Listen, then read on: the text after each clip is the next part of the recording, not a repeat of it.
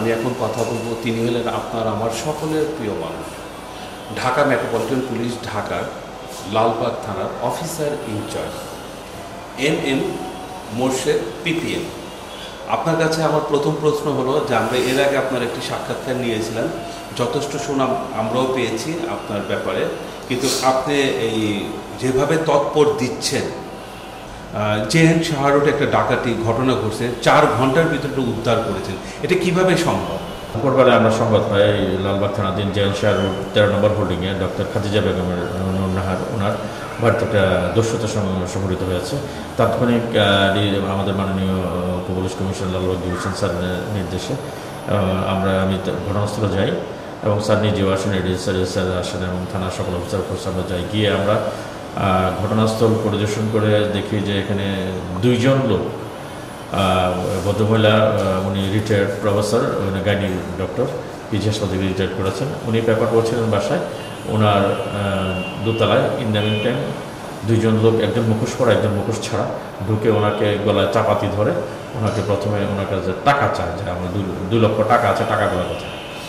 তো তারপর এক পর্যায়ে ওনাকে গলায় চাপাতি ধরলে প্রথমে উনি পানের বাটার মধ্যে কিছু টাকা ছিল, স্বর্ণালংকার ছিল, এগুলো দেয়। পরবর্তীতে ওনাকে আরও ভয় দেখায় যে টাকা না দিলে মুখ চেপে ধরে মেরে ফেলবে। তখন উনি আলমিরার চাবি দেয়, ওখান থেকে প্রায় 8 লক্ষ নগদ টাকা এবং ডায়মন্ড এবং স্বর্ণালংকার সহ আরও কয়েক লক্ষ টাকার মালামাল নিয়ে যায়। তো আমরা সংবাদ পেয়ে যাই, ওই দিন মুষলধারে বৃষ্টি হচ্ছিল বললেন এই যে ডাক্তার ভদ্রমহিলা। তো এই বৃষ্টির সময় এই ঘটনাটি ঘটাচ্ছে।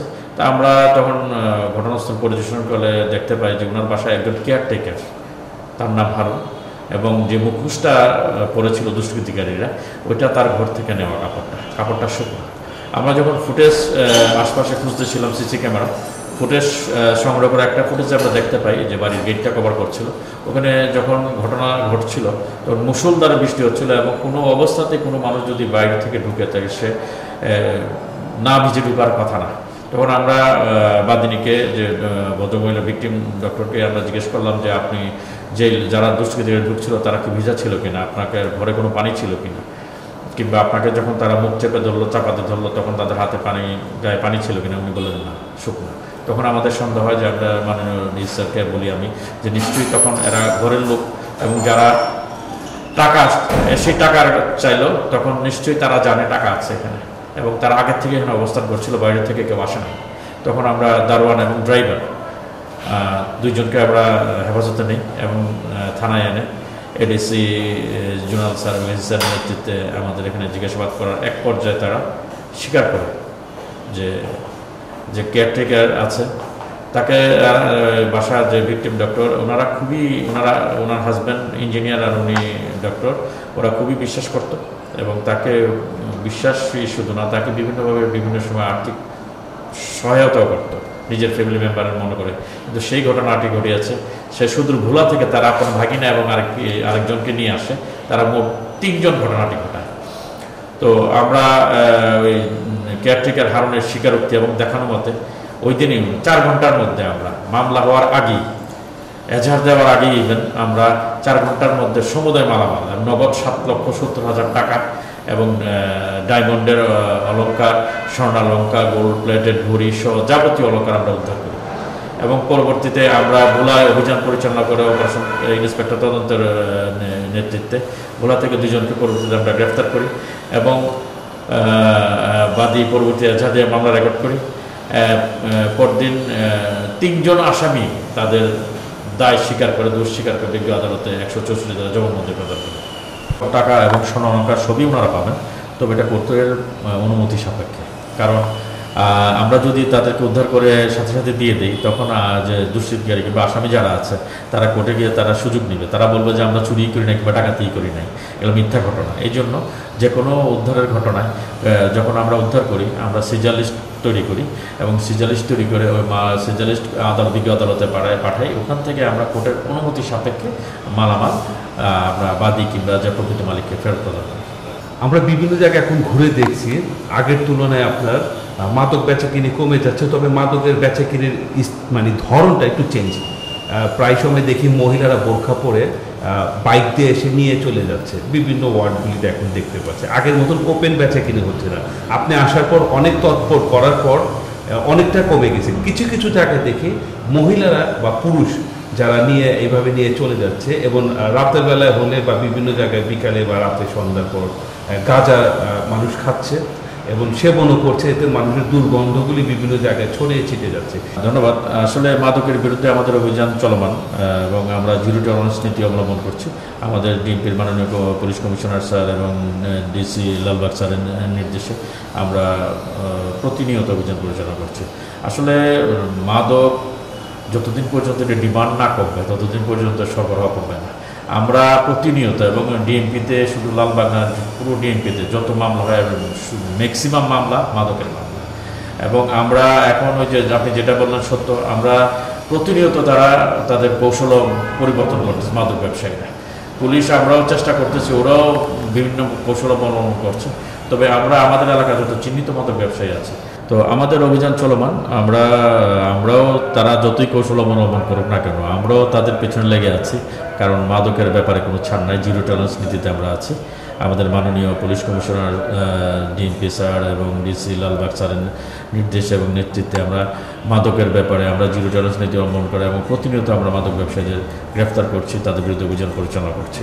এবং ইতিমধ্যে আপনারা জেনে খুশি হবেন, লালবাগ থানা পুরা ডিএমপির মধ্যে 50 থানার মধ্যে আমরা অনেক বড় বড় অভিযান পরিচালনা করছি। প্রায় 5000 পিস ইয়াবা, 16-17 কেজি গাঁজা, আমরা বিপুল পরিমাণ গাঁজা আমরা উদ্ধার করেছি। তো আমাদের অভিযান চলমান আছে। আমরা স্থানীয় জনগণের এবং যারা জনপ্রতিনিধি আছে, কমিউনিটি পুলিশ, বিট পুলিশিংয়ের যারা আছে, তাদের সহায়তায় আমরা দিন রাত চেষ্টা করে যাচ্ছি মাদক ব্যবসায়ী এবং মাদক সেবী যারা আছে তাদেরকে গ্রেফতার এবং মাদক নিরাময়ের জন্য। আপনার লালবাগ থানায় আপনি আসার পর থেকে বেশিরভাগ কোন মামলাটা বেশি হয়েছে? প্রতি মাসে কোন মামলাটা সব থেকে বেশি হয়? লালবাগ থানায় প্রতি মাসে আমাদের মাদক মামলারই সবচেয়ে বেশি হয়। আর দ্বিতীয় পর্যায়ে রয়েছে নারী শিশু। এখানে একটা জিনিস দেখা যায় যে এখানে স্কুল কলেজ পড়ুয়া অপ্রাপ্তবয়স্ক মেয়েরা প্রেম ঘটিত কারণে প্রায়ই তারা প্রেমের টানে চলে যাচ্ছে প্রেমিকের সঙ্গে মা বাবার অজান্তে। সেই ক্ষেত্রে মামলাগুলা দ্বিতীয় বেশি হয় এখানে।